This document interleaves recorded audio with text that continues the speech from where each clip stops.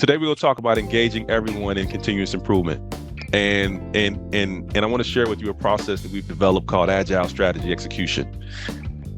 One of the things I think you'll take away from this is that strategy execution is C-level speak for continuous improvement. So there's often a disconnect between the way executive leaders think about the way the company should improve and the way middle managers and frontline people think about the way the company should improve, right?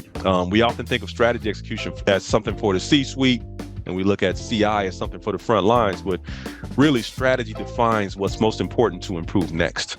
And the definition for both of those, really the epitome, ideal state for both of those is everybody improving something important every day.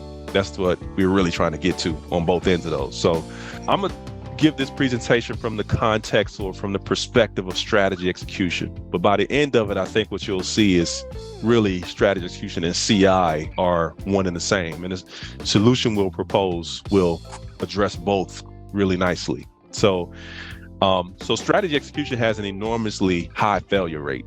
90% of the time, strategies fail to meet objectives. And that's partly because on one hand, they don't get executed very well. And on the other hand, sometimes they do get executed and the plan just doesn't work, right? And a big part of the problem is what I call the waterfall approach, where it's marked by inconsistent flow of improvement and just a lack of ownership and support. Waterfall from a strategy execution standpoint is leaders taking a week to create this massive plan. They're, assuming that they can predict everything, all the disruption that may happen throughout the course of a year. And then they spend all year trying to execute that plan and fighting against the realities and struggling with that. And then you don't actually learn anything and you don't actually see any results until the very end of the year, where you find out if the plan was good or terrible. Right. And in most cases, the plan just doesn't live up to expectations. So there's three components of this that are hallmark for waterfall, but also part of the reason this approach struggles. And one is batching objectives. And when you have a bunch of objectives, you have to give long deadlines because you got to give people enough time to get all these goals done, right? All these big goals done. There's centralized strategy management, where you got a few people or sometimes even one person trying to drive the whole company strategy. And then you got leaders behaving as judges, where they delegate or dictate work, and then they wait for results and issue a verdict upon, maybe at the end of the year or maybe during a quarterly check-in or something like that. So not a very effective way to truly manage something and make it operational. So let's take a step back. So what's that look like over the course of a year, right? So at the beginning of the year, a strategic plan is created, and oftentimes you have some routine check-ins, maybe quarterly. And what actually happens is the plane takes off. You start having disruptions that were unpredicted, unexpected, right? A pandemic hits a month and a half into the plan, right? Then there's inflation, then there's turnover, then there's supply chain disruption, and there's customer churn. So all these disruptions throw the company off of the course that it wanted to be on. So you got this goal that it wanted to be at after about a year. And what companies tend to do is by the halfway into the year is like, so much is gone and so much is going wrong and so much has changed. It's like, what plan, what strategy? We're just, going to get right into survival mode because, everything is changing. So, unfortunately, this same pattern when it comes to strategy execution just repeats itself over and over every year, right? Some of the outcomes are strategy or projects never quite get implemented. Projects get done in some cases, but the results aren't realized or sustained. And the other problem is that all the resources to get from point A to point B are spent before anything is learned. So all the time is spent, all the resources is spent. So you're sort of stuck with whatever you got. Some of the root causes of this: lack of flexibility to disruptions, lack of agility, lack of focus on what's really most important to improve at any point in time, and a low sense of urgency on executing projects, especially when you start having unexpected events and you're dealing with what we sometimes call the whirlwind, or day-to-day firefighting or operations just kind of throws you off course. The consequences of poor strategy executions are massive, right? We see the headlines every day now. Amazon just laid off 10,000 people. Facebook laid off 11,000 people, right? Bird is laying off 23% of its workforce. Ford is laying off 3,000 workers, right? These are, you may say this is just part of doing business, but no business wants these types of headlines. This is never a good thing, right? Especially if you got investors start asking questions, people start bailing out when they see stuff like this. This is not good, right? It's hard to say, hey, I want to go work for this company, and you see they're laying folks off, right? It's just not necessarily the kind of thing any leader wants to see. So the root cause of all this, though, is that these companies are building these forecasts. They're making a ton of assumptions. They're going out and putting together these massive budgets, maybe raising money, maybe doing some type of sales activity to raise money. They're going and hiring all these people based on this forecast, and then getting into it, and reality strikes and the forecast ends up being wrong. Now they got to go out and disrupt all these people's lives. And again, these aren't the kind of stories you want being told about your company. So this is never a good thing. And the real unfortunate thing about all this is that it's absolutely preventable. So what do you do? So let's transition here into solutioning a little bit. Here's a quote from Stephen Covey. He's one of my favorite authors. 7 Habits of Highly Effective People. Stephen says the plane in flight is off course at least 90% of the time. Weather conditions, turbulence, and other factors cause it to get off track, and often the plane arrives at the destination on time. How is this possible? It turns out that a pilot in flight is making 1,000 micro adjustments in between takeoff and landing. Right. And this is where continuous improvement really plays into strategy execution. If a plane is starting to veer just a little bit left or a little bit right, then it starts to the indicators will say, hey, make a course correction so you can maximize fuel efficiency, you can minimize time consumption, and still arrive at the destination on time. Leaders, though, are often flying blind. They don't have those kind of real-time indicators that tells them that they're getting off course. In fact, if you're doing a quarterly check-in, then you can get way off course in a matter of a quarter. So it could end up you could get into a situation where it's already too late to make the right appropriate course correction. And that's when you start to see headlines like this. All right, so we get into the solution now. What is Agile Strategy Execution? ASC is a mechanism through which companies set strategic goals and continuously improve. And let's unpack that a little bit more. ASC connects strategy execution with continuous improvement. So the way it works is, if you look at the spectrum of how companies execute their strategies from left to right, the epitome is everybody improving something important every day, right? So on the x-axis, you got percent of workforce engaged from 0 to 100%, right? How many people are truly engaged, plugged in, understand their role in making the company successful? 0 to 100. On the y-axis, you got frequency of improvement from never improving to daily improvement. So again, you're getting everybody every day, right? At the most basic level, you got no strategy execution. That's no goals, no execution. It's just straight up firefighting survival mode. One step up from that is like the lone wolf leader, lone wolf CEO. They have some vague goals in their mind, and everybody else just kind of waits on, direction on what to do. One step up from that is OGSMs, objectives, goals, strategies, and measures, OGSTs, Hoshin Conry's in that. You got 3 or more goals per manager, and sometimes department level. It's mostly project based, but then you got annual, semi-annual, and at best quarterly reviews. So you're inching toward, that everybody every day direction. One step up from that is OKRs. This is getting more and more prevalent in the tech industry, and even getting beyond tech a little bit, where you're setting 3 to 5 annual goals down to the supervisor level. So again, you're roping in more people, but then the review cycles on that are quarterly and at best monthly, right? So again, you're getting toward everybody every day. And then at the peak, you got agile, what we call agile strategy execution. And this is marked by one goal defined per person all the way down to the frontline level. And that's a stark departure from the traditional models where, everybody's carrying three or multiple goals and they got long deadlines to get them all done. So one goal per person, everybody involved, and then you got weekly or daily improvement cycles, meaning, again, you're getting toward everybody, truly getting toward everybody every day. So let's break down how that works. So before we get into the mechanics of how to get like goals set, aligned among throughout the organization, I want to introduce this process. It's called the FIT process. It's a lot like PDCA, but it's actually more aligned with the scientific method. FIT is an acronym, stands for focus on what's most important to improve. So you have a strategic directive, right? Iterate towards your goal, and the key word there is iteration. One improvement after another, and then track your progress along the way, right? You gotta be objective about how things are really going.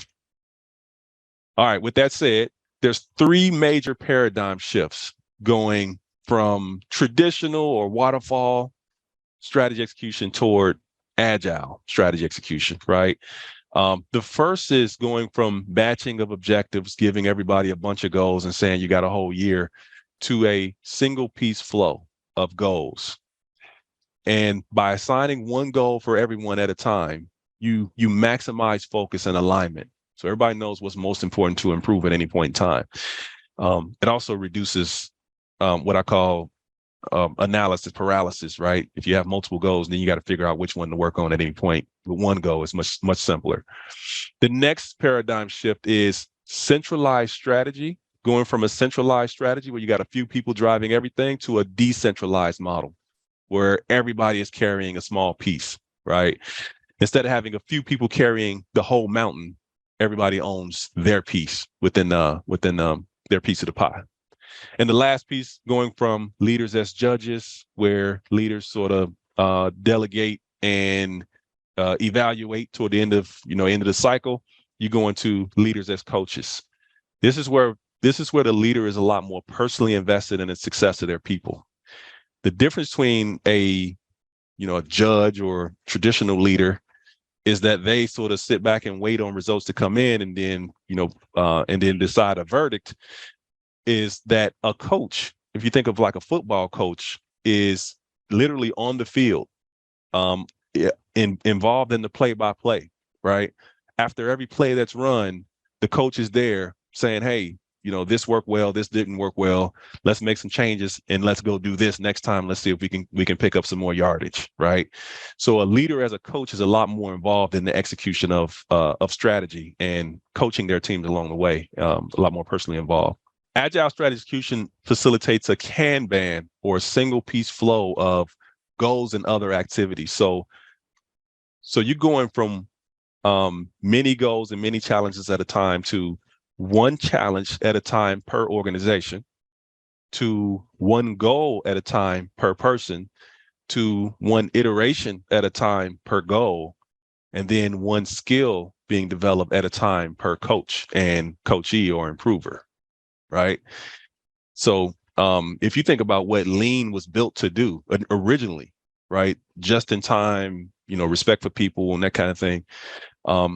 Lean in a lot of ways got lost and became more of a waterfall system than a true one-piece flow system, which is what it should have been, right? The first major component of Lean is to establish flow.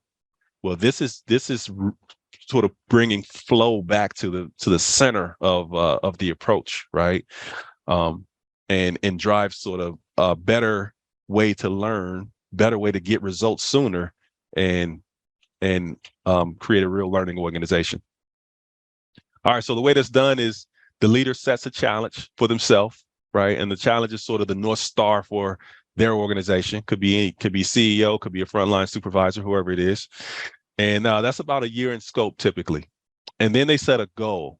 And that goal is shorter time frame, 6 to 12 weeks in scope, but in the general direction of the challenge, and then that leader starts to focus to drive that routine improvement toward their goal. Focus, iterate, and track progress.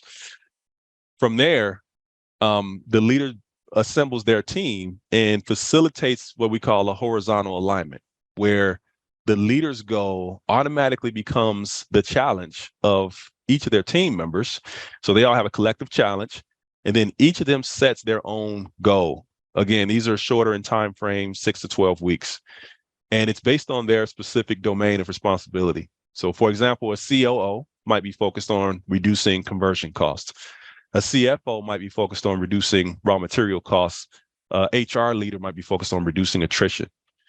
After each of them has a goal, then they all also start to exercise those routine iteration, and they all drive continuous improvement as well. So you can see how CI is now being driven from the highest levels in the company all the way to the front lines. So what happens next is what we call a vertical alignment, where essentially those goals cascade, let's say from the CEO here, CEO's goal cascades to become the challenge for the COO. They create a goal, it becomes a challenge. They create a goal, it becomes a challenge. By the end of it, every single person in the company has a number. Every single person in the company has a goal that they are actively working to achieve. They are iterating toward their own respective goal. Each person can tie a string directly from their goal to the company's North Star. So everybody understands their unique role in making the company successful. In the book, we'll talk more about the book in just a moment, but in the book, we use a narrative of the moonshot mission from the 1960s, where JFK says, hey, we're going to send a man to the moon and back within the decade.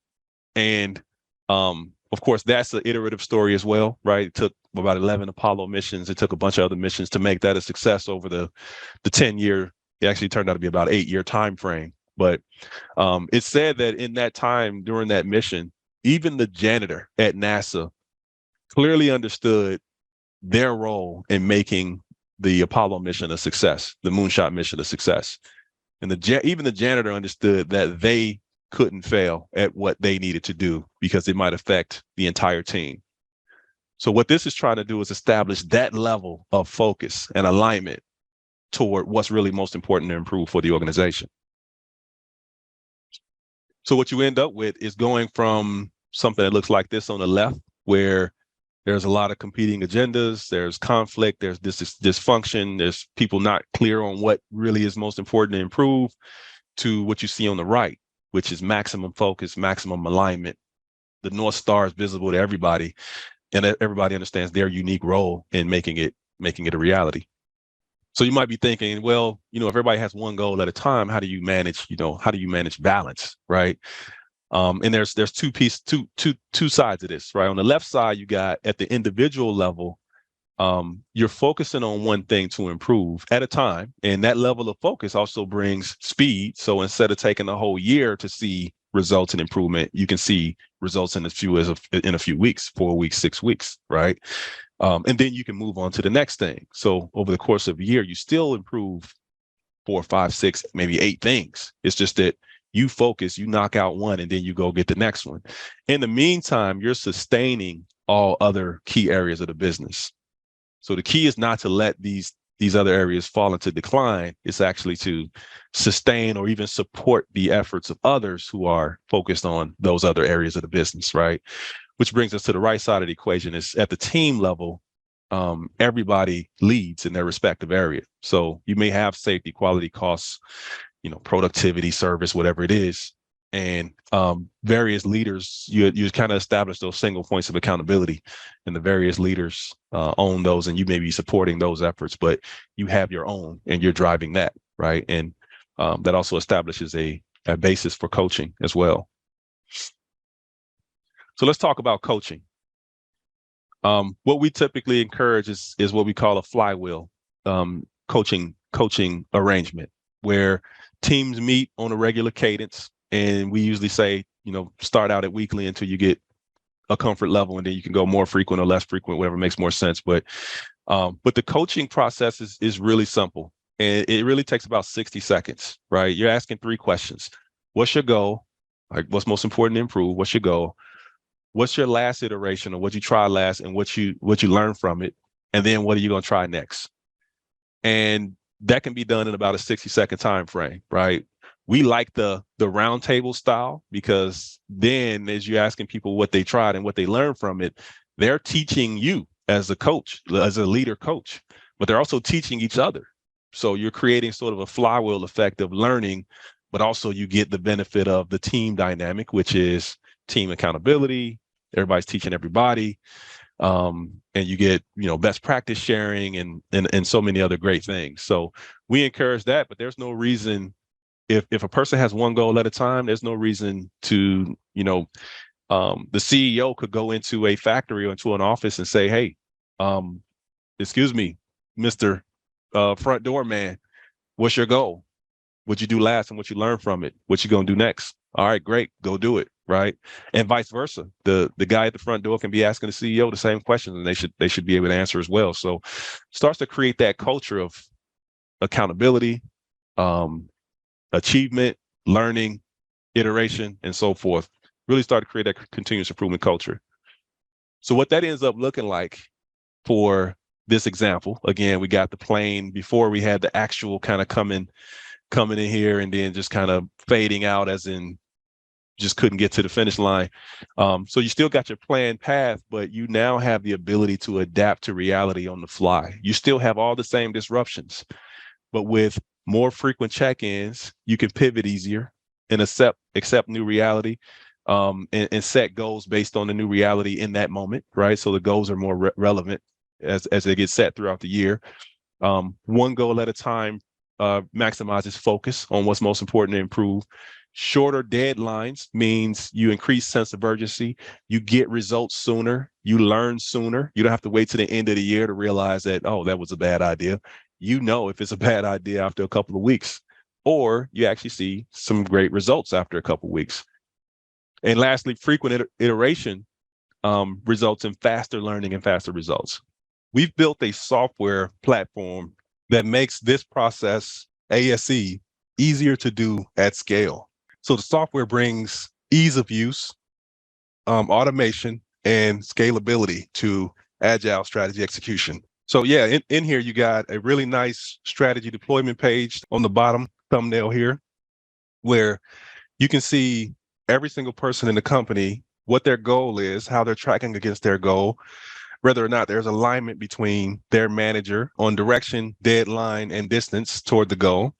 So it's really cool when you can see what specific actions they may be hung up on in order to make progress toward their goal. Behind that, you see what we call a storyboard, which sort of tells the story of the improvement journey toward a person's goal at any point in time. So it creates a really great coaching tool, very similar to what you might see in Toyota Kata or in 4DX and those other methodologies. All right, so we've worked with some customers and they actually have some really great success stories with this methodology. So, for example, Sunbasket reduced changeover times by 50% in as little as 6 weeks. Incredible project. Brook and Whittle reduced overproduction by 56%, again, very quickly. This would have taken all year otherwise.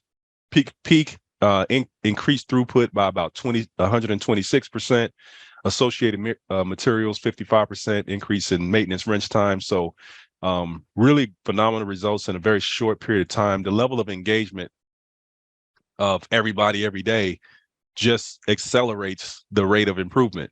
So here's an example of a certificate that the software produced of a gentleman, Prakash Khatri. He's a production manager at Sunbasket, reduced changeovers by 50%. And this produced $150,000 savings. His manager, Ramiro, his coach, Mario, took a look at the achievement, said, yep, that time is legit. Those savings are legit.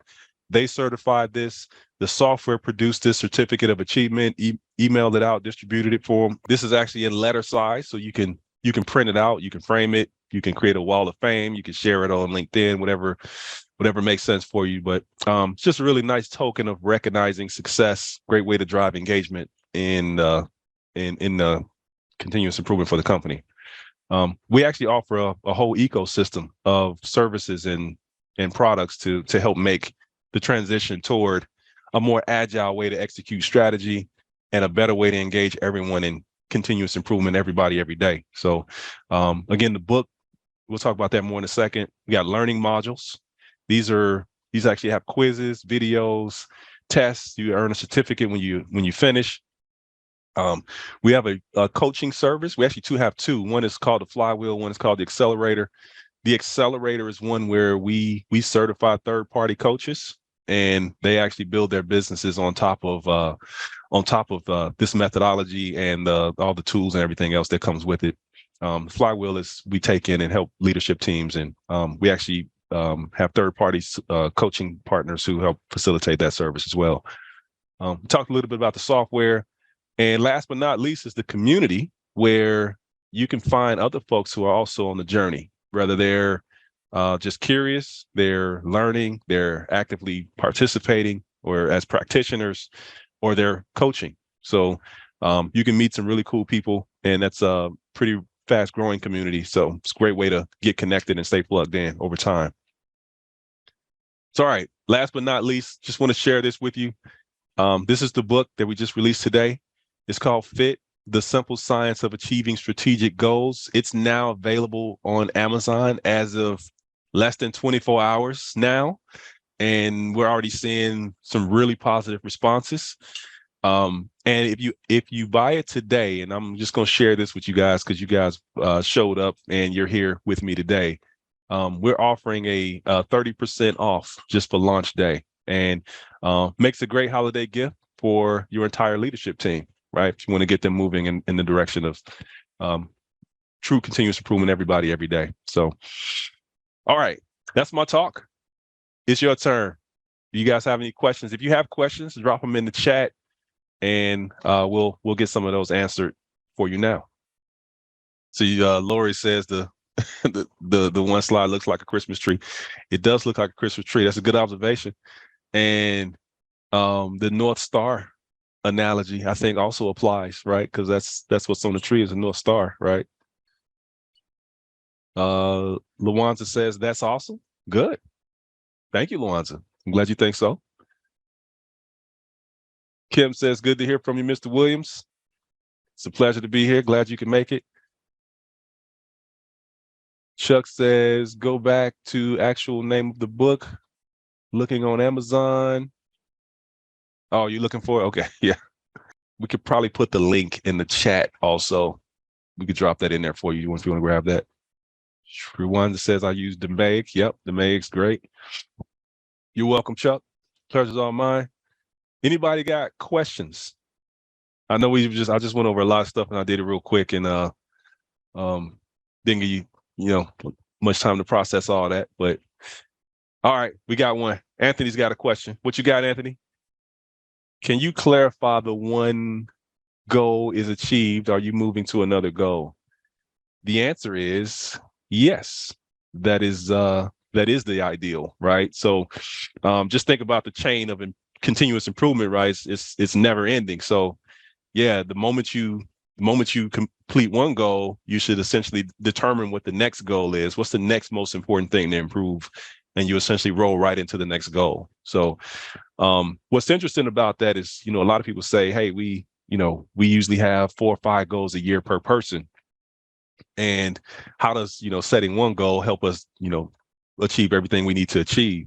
And the way that works is what ends up happening is when you have that level of focus, right? Setting one goal brings an incredible amount of focus. And when you have that level of focus, it also brings speed. So you actually get the one goal done in, let's say, 2 months. And then you roll right into the next goal. You get it done in like 2 months. And then you lock it in, right? You standardize, you train people, you say, this is the new standard.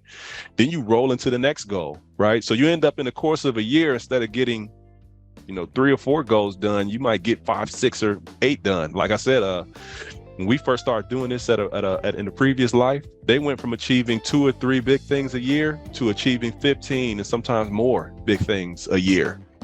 It's just really impressive what the level, what focus brings, and focus brings speed, focus, and concentration.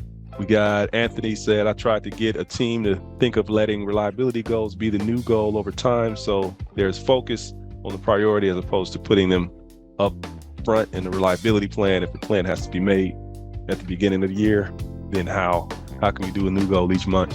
I guess I would have to understand the unique situation a little better. Maybe you and I should talk one-to-one so I can dive into that a little better. But essentially you wouldn't roll into the next goal until the first one is completed satisfactorily, right? So if it's reliability, maybe using OEE or something like that, you may say, hey, we need to get to 70% OEE, and you essentially don't roll into the next goal until you've hit 70, locked in the standard, and then you roll into you roll into the next goal. You may say, hey, all right, now we're gonna go to 80, right? So that's the general concept. You and I, if you want, you can hit me up on LinkedIn, and we can dive into that conversation a little more. All right, cool.